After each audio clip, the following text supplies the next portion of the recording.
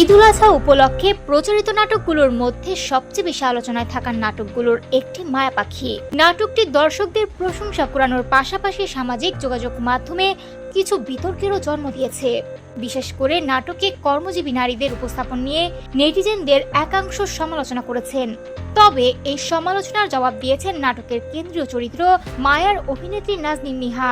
সম্প্রতি এক প্রতিক্রিয়ায় তিনি বলেন, নাটকে দেখানো ঘটনাগুলো কল্পনাপ্রসূত নয়, বরং সমাজের বাস্তবতা থেকেই নেওয়া হয়েছে।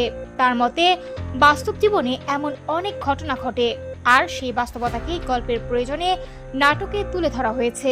নাজনীন নিহা মনে করেন, মায়া পাখি শুধু বিনোদনের জন্য নির্মিত হয়নি, এতে দর্শকদের জন্য একটি গুরুত্বপূর্ণ বার্তাও রয়েছে।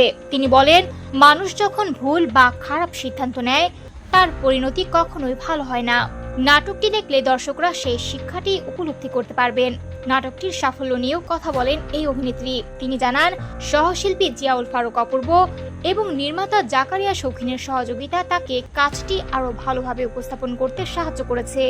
অভিনয়ের বিভিন্ন বিষয়ে তারা নিয়মিত পরামর্শ ও দিক নির্দেশনা দিয়েছেন, যা তার পারফরম্যান্সকে আরো সমৃদ্ধ করেছে।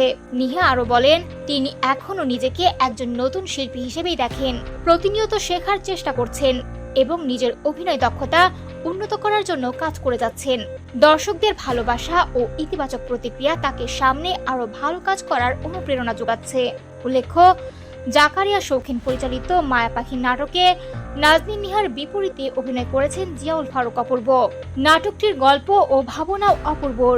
মুক্তির পর থেকে ইউটিউবে ব্যাপক সাড়া ফেলেছে নাটকটি এবং দর্শকদের আগ্রহের কেন্দ্রবিন্দুতে রয়েছে।